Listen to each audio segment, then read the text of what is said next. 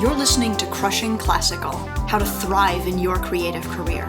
I'm your host, Janet Ingle, oboist, entrepreneur, author, and business and creative coach for musicians.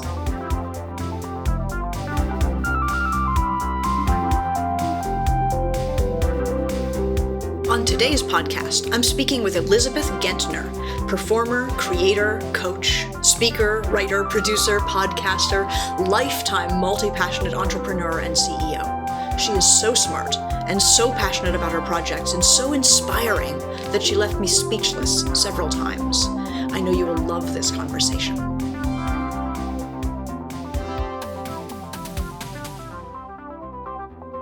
Thanks for joining me today. I hope you enjoy the show. In this episode, you'll hear a powerful artistic voice advocating for artists and creators to empower themselves financially. It is not inappropriate to make money as a musician, a singer, or a creator. In fact, having financial security, whatever that looks like for you, is essential to being able to inhabit your creative space. This is the message that Elizabeth shares. This is the message that I've shared in my book, The Happiest Musician, and it's one that I believe in so strongly. So I'm opening up a workshop series for musicians who want to begin leaning into this concept, based on the principles of the book. These will start in April, and I would love to have you join me. You can check out janetingle.com or the link in the show notes for more information. If you spend more than a few minutes a month on billing and scheduling for your teaching studio, you might consider Fonz. It's an all-in-one platform to help service-based businesses like music teachers. In fact, it was originally created by a music teacher to manage their clients and their billing without stress and hassle. It helps you to up-level your presence and show up to your clients and students as the professional that you are. You get a free 2-week trial with the link that you'll find in the show notes. An internationally acclaimed American soprano and lifetime multi-passionate entrepreneur, Elizabeth Frey Gentner thrives as a performer and an arts financial consultant. Offstage, Elizabeth has established herself as a powerful voice for artist empowerment and a business-savvy coach for creatives. In her first years out of music school, a love of numbers led her to work for several well-known financial firms, where she gained valuable insights into what factors led to an organization's success or failure. In 2006, she set off on her own, leaving finance to found several companies in bookkeeping, financial consulting, and more. Then, as now, Elizabeth pursued these opportunities alongside her most exciting musical endeavors. She uses this diverse expertise to serve as a coach for classical musicians, empowering them to achieve both financial independence, career fulfillment, and an authentic voice all their own. Elizabeth's lively podcast, Opera Uprising, empowers opera singers to take the power of opera back. Elizabeth Gentner, welcome to Crushing Classical. Oh, it's so nice to be here, Janet. I'm excited. It's going to be fun. I am so delighted to talk with you because I love you so much. We've been in several different coaching programs together and interacted on so many levels. And I know you as the most genuine, warm, phenomenal, engaged person who's always willing to go first and share vulnerably and talk about the stuff that is going on. And so I can't wait to have this conversation. I've been really looking forward to it. Thank you so much. Because I know you as the person who is always doing new, brave things and boldly creating opportunities for yourself as a musician. And I just admire you so much. So this is going to be fun no matter what. Likewise. Yes, we are there together. So yes. Elizabeth, can I start with this? Your website, thereddiva.com, it's spectacular and looks so gorgeous. And you're the most amazing presence. And when you click to that website, you see performer, entrepreneur, coach. So this is a portfolio career in a nutshell. Can you just sort of break that down for me a little bit? Right now in your life, how do you get paid? What are you doing? And what's going into your life right now? We are, so I say we, because my husband and we're a team financially, and that's an important place to be. I think in a marriage that we talk about our partnership in terms of our relationship, we talk about that in terms of our marriage, and we talk about that in terms of our finances. And the weight shifting of that is always in flux, but we try to do that together. So, right, like we're in this transition period because my husband just left his engineering job, and I am kicking off several businesses, and then we're kicking off a business together. So it's a vulnerable space right now financially, but I think the opportunity to make far more money with far more ease in our life is right in front of us. And the that equation, like I stopped making money as a performer right before the pandemic. And like I did that with intention, believing that I would go back and do auditions that fall. And that was an unexpected shift in the plan. But I had other streams of revenue. My husband had his more stable job. We regularly rent out our home for Airbnbs. We had another home that we were renting out for Airbnbs. When I look at the macro, we invest and then sell things for profit. I mean, I have worked for years as a licensed financial advisor. I have a lot of experience in that area, but it does not bring me joy. So when we talk about things that are in our areas of expertise, but not our areas of like true genius, that's one of my skills. And that skill I credit for giving me the opportunity to continue pursuing music for as long as I have.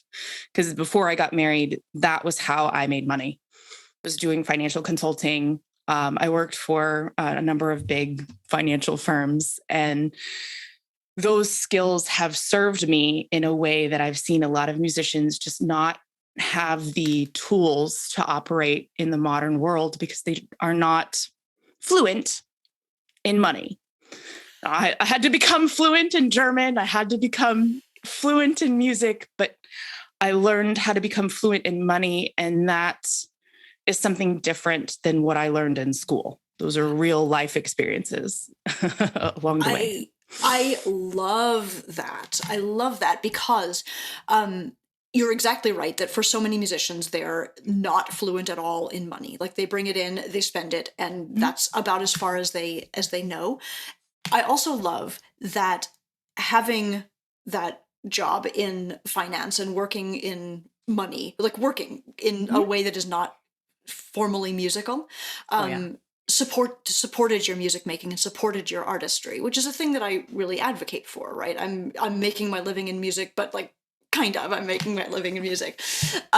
The the artistry itself doesn't have to be the thing that pays the rent, and maybe it puts a lot of pressure on the artistry to make it do that. I could take risks in a way that some of my peers could not, because it wasn't solely whether or not I was going to have a place to stay, like to pay rent. I mean, like that's the bottom line. I'm like, you have to be able to pay rent or the mortgage or whatever so that you have a place to sleep. If you don't get sleep, I cannot sing at the level that I am capable of. It is just physiologically not possible. And that means that I'm rested, that I have had food. I'm not worried about, oh my gosh, the walls are caving in. That trauma vibe is not a place that I can bring on stage with me, open up my heart, and connect with an audience. It's just not. If I am comfortable where I'm staying, if I've gotten a decent night's sleep, I've taken care of my body with good food, then I can step out on stage and just focus on that connection, focus on the character, the music, the beauty that I'm creating, the experiences, the emotional ones that you're sharing with the audience. And if you have nothing to give, if your cup has run empty, there's nothing to share. Yes, and you're talking about about what you need to thrive and what you need to be able to bring your presence and your whole self to the artistry and the magic of performing. And exactly. Thank you for saying all of that. That's so important, and it's so important for people to hear. I think we have all of this personal baggage about, the gig has to. We haven't made it if we're not making our living solely from music, and hearing you identify that in order to be the best musician you can be, you also have to have like a level of security off Mhm. stage is, I think, really important for people to hear. Okay, I'm Oh, sorry, I didn't mean definitely. to like No, you're sidetrack us, but fine. that was great. Um, okay, but so you're working these finance jobs, which are your zone of excellence, but they're not Mhm. actually your zone of genius. So what happens from there? Oh, so I reached a point, I was living in San Francisco, which is a very expensive place, and I was working a good 40 hours in the finance world, as an entrepreneur, some with companies, piecing that together. And then I started to get a lot of work in opera. And when I was pushing the 80 hours of actual work, I hit burnout hardcore in a level that I had not experienced before up to that point. And I was seeing myself try and try again to save the money I needed to like do a European tour and do all of these big auditions, and feeling like I was running short over and over again. And it led me to this burnout point where I'm like, okay, this is not working. I moved back in with my parents. And I reset everything. I still had contract work that I was doing, but I put everything that I could into doing a European tour. I had a couple performances built in. I did a lot of auditions all over Germany and Italy. Um, I had an amazing experience there. And the resounding communication that I got was like, "You're amazing. We can't pay for your visa. So if you can figure out the visa, then come back." And when I came back from that experience, I'm like, I'm not sure that that's actually what I want. And we were in this, and I met my husband during sort of while that was going on. He actually um, contributed to the Kickstarter that I did to fund that project, which is adorable. And we started dating right after I got back, actually. And I had experiences where I was trying to get agents and like build companies from the ground up and things like that. So I've been able to piece it together. And the sense I got more recently is that I was spending a lot of energy trying to be the performer that other people wanted. And that realization led to me making that intentional break from actively performing right before the pandemic. That I was pretending to be, you know, somebody else's Tosca, somebody else's Violetta, rather than being my own self as it applies to those roles. So That's so that's go so for it. interesting. That's so interesting because, um, I'm an oboist, and I feel like my job when I go into the orchestra is to be the conductor's Brahms one principal oboist. Uh-huh. The my job is not to go in and play the Mozart Symphony Number 40 a la Janet Ingle. It's to go in and play the Mozart Symphony Number 40 a la Mozart, filtered through the conductor. And meanwhile, I have, other projects that I'll do to be more and more me. Mhm, But so I love what you just said about just feeling like you weren't able to bring yourself to the roles mhm. as much as you wanted to. And I wonder, I wonder, is that changing now that you're changing the way that you work? Okay, I'm going to be quiet and let you talk now. No worries. I love that reflection. Yes, it is absolutely changing. When I made that decision, I started writing for myself. I am writing a performance project for later this year. I am collaborating on another project for next year, and another one sort of pending. That process has brought about a huge shift in what is possible for my voice and for my musicianship, because when the only purpose is to communicate what I I want to communicate. I mean, that is the only purpose of me writing and singing things that I have written. I am free to do a lot more. That is terrifying. I'm going to, it is a terrifying place to be, but vocally, artistically, I am so much happier and healthier that, if somebody asked me tomorrow, would you sing Tosca? The answer is yes, but I'm empowered to sing my truth of that in collaboration with directors and conductors. And we can have that discussion about what that means for all of us as a team, rather than me, the lowly singer, doing what the coaches and the directors tell me to do. And that statement right there is the core of what I believe the shift needs to be in classical music, is to have these artists who have studied and worked. And there's always room for education because there's so much more to know, right? But coming from it at a place where I am a peer, not a lowly paintbrush that somebody else is using to make their masterpiece. Yes, you're the creator of something instead of being only the hired labor. Yeah. And I'm happy to co-create anytime. I love it. But I'm a part of that creation, not a tool. Oh my God, Elizabeth, this is so powerful to hear, and really parallels a lot of things that I think about and that I talk about in my book too, which is that, like, as I let's just talk about me for a moment if we could. Yes, let's do it. As I was coming up through the orchestra world, for a long time I would feel very emotionally attached to the outcome of these concerts. Like, if the second violins were rushing, I'd be like, oh, why is my career in the toilet? Oh God.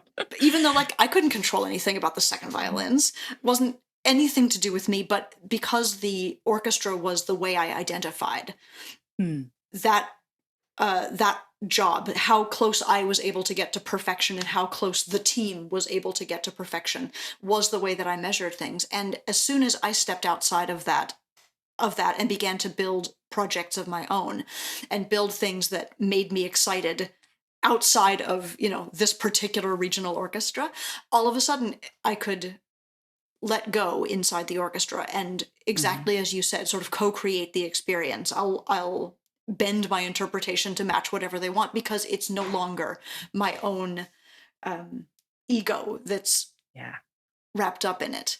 That thing. And, like, building your own thing just outside of the organizations that are currently the gatekeepers in classical music. Yeah. Gives you so much creative fulfillment, so much power and so much joy. Like, I can see it in your face how, sorry, podcast listeners, you can't see Elizabeth's face right now, but she's glowing. Oh, thank you. No, I absolutely agree with that. And the passion that I see in musicians who are in orchestras and in operatic communities, they love this stuff. Love. And that passion, it seems to be bumping up against some institutional intentions rather than vibrating with each other in consonance. So I don't believe that anybody, like, who is running one of these companies that might not be having the best behavior as an institution really wants classical music to fail. That's not who those people are. They all love the art form, and that's important. But the institutional vibe is like, well, this is the way we're doing it. It's top down.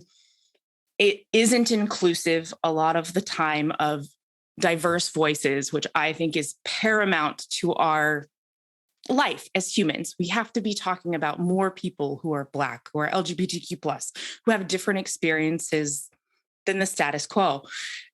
That diversity of opportunity for multiple voices to sing together or at different times that's what's exciting about what we do, is that we're bringing voice to these things that humans who are not in the arts, they feel these things, but they sometimes struggle with words or identifying what these different emotions are. And music and art is a perfect place to access that part of humanity. I mean, I just don't, that disconnect can be healed by focusing on that communication space. And that communication space is something that I call the infinite space of connection. Talk to me more about the infinite space of connection. So when you're being an opera singer is a phenomenal thing, because there is an entire orchestra full of incredibly talented humans. There's a chorus usually of incredibly talented humans. There's a cast filled with incredibly talented humans and a conductor.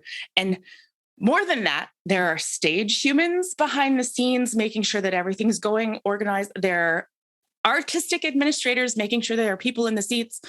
And all of that is working towards the moment where you're standing center stage, giving space to that moment when your heart gets broken and sharing that with an audience. And that funnel, you send that out, you send that moment out, all of that anguish and that humanity, you send it out, and the audience feels it and they send back that they get it. And you get it, that they get it. And you go deeper in that rabbit hole and you send that out and they get it and they send it back. And this loop happens where you're just swimming in humanity and beauty and music. And it's the most glorious thing. And that space, it doesn't just live as a performer in that space, but it's the source of infinite creativity for me. It's the source of infinite opportunity and connection and compassion that I think is the thing that can heal the world.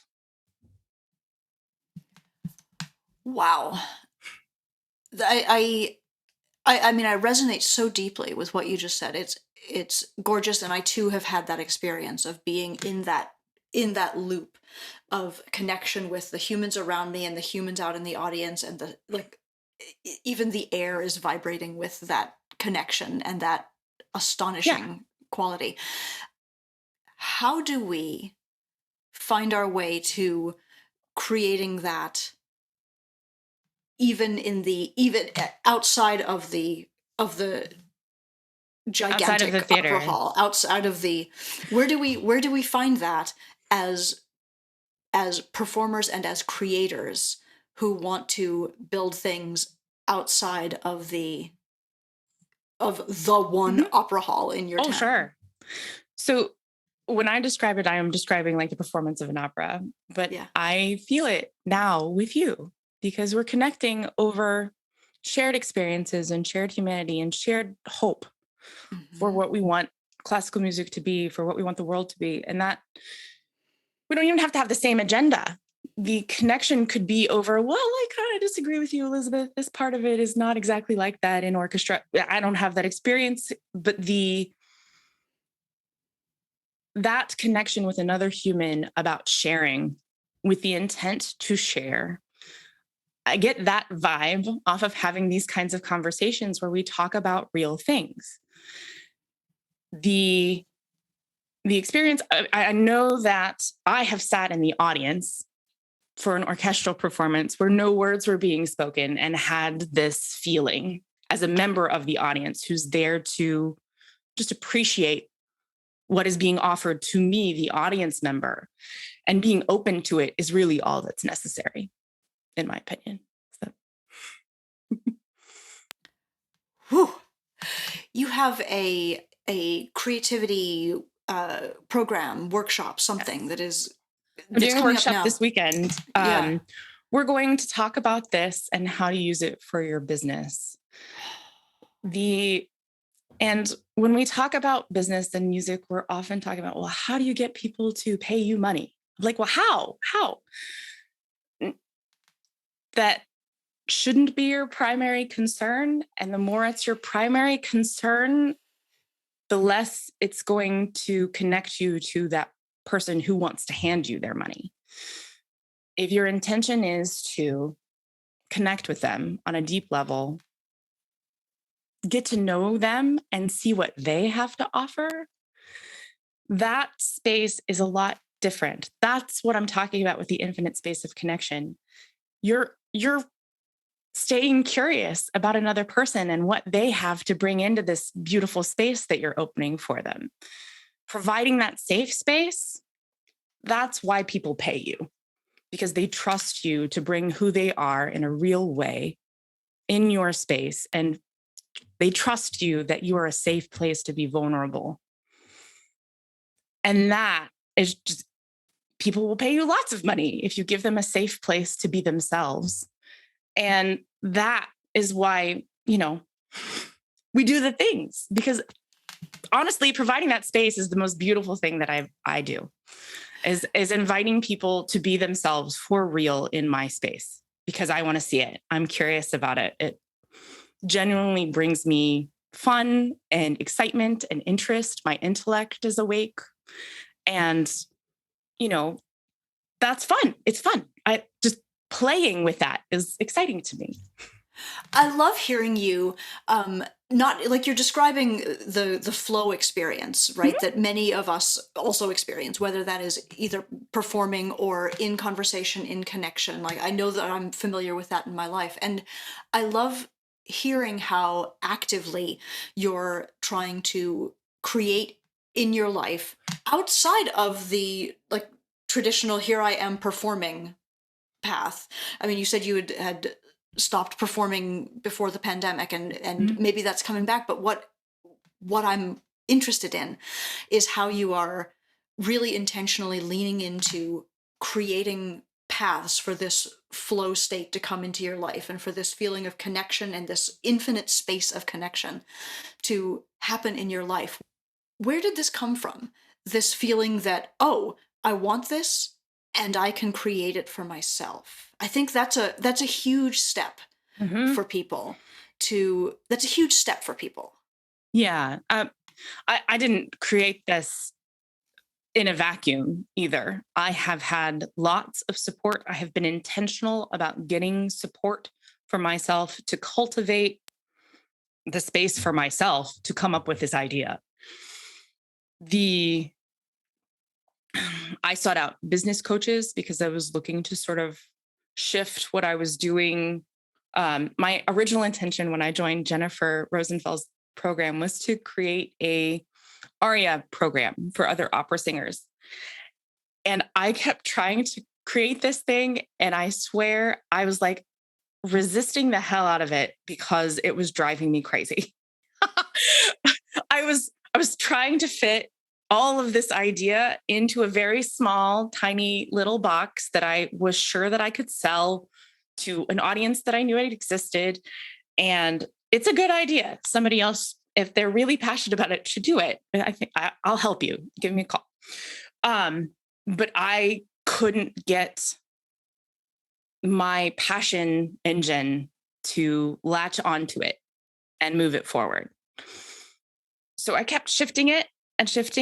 And I got, I was in conversation with Jennifer the day before and Ellen the next day. And then I spoke to Anatsui, who you may not know, but you do know. And in that week, I was like, you can create something that makes you happy, Elizabeth. Like said to me by 3 different people in 3 different ways. And all of a sudden, what makes me happy and has always made me happy is the feeling of being on stage. And when I tried to describe that, this is what that was. This is what that is. It's not just me singing, me doing a physical thing that does bring me pleasure. Oh, goodness, I love singing. But it wasn't just that. It was that connection point. And when I started describing it and I started working with Susan and Laura from the Spark File and started writing for myself. So I mean, like, we're talking about different coaches for different things, and me finding the space, people offering me the space to be my ridiculous, like, energized, like, over the top self. It provided me the space to really cultivate the language around what I love and what I have to offer the world.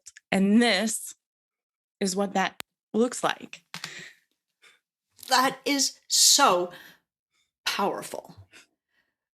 What I believe I just heard you say is you're allowed to just do the things that make you happy. You're allowed to create the things that make you happy. You're allowed to help other people to find the things that make them happy too.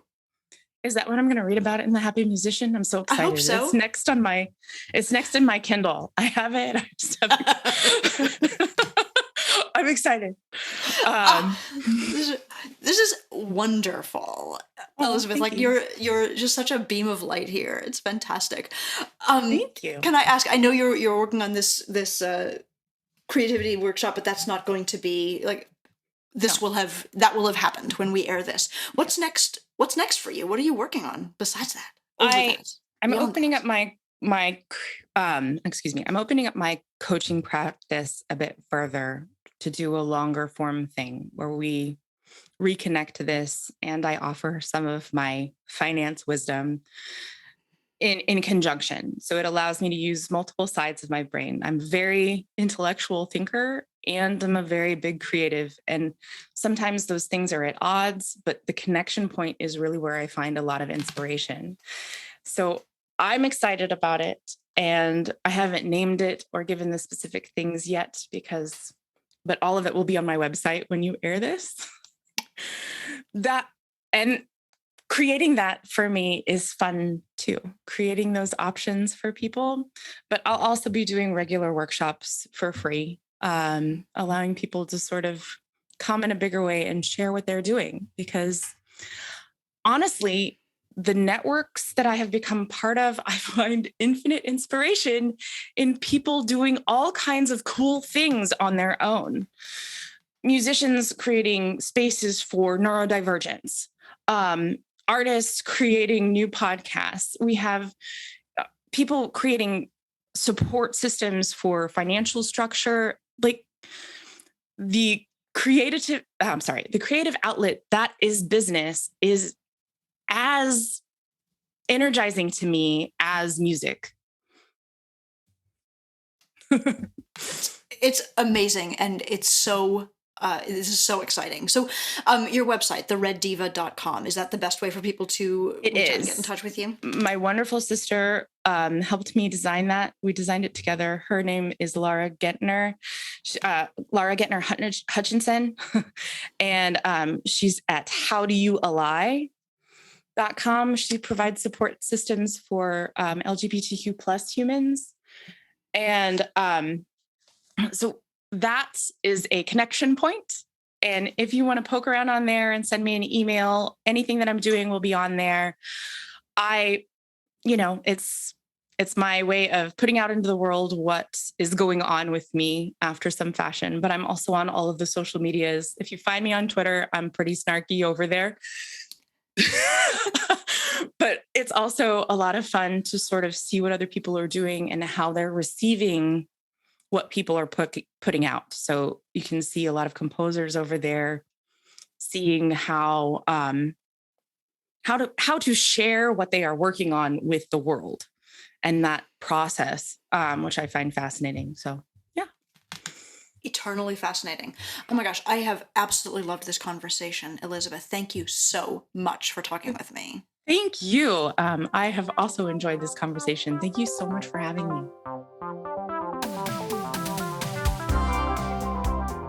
Thank you so much for joining me today. If you enjoyed this podcast, make sure you subscribe on your app of choice and leave a review too. It really helps us. Don't forget to check out Fawns if your own teaching or service-based business needs better systems. You can use the link in the show notes for a free 2-week trial. Our theme music was composed by Dream Vance. You can hear his first album, Re-Entry, on Spotify and Apple Music, and follow him there for more innovative synthwave music. You can find me at janetingle.com, which is also where you can pick up a copy of The Happiest Musician book, Reach out to me with thoughts or questions about the podcast, or apply for a free clarity call to explore your own portfolio career and thriving musical life. Thank you so much for listening. Have a great day.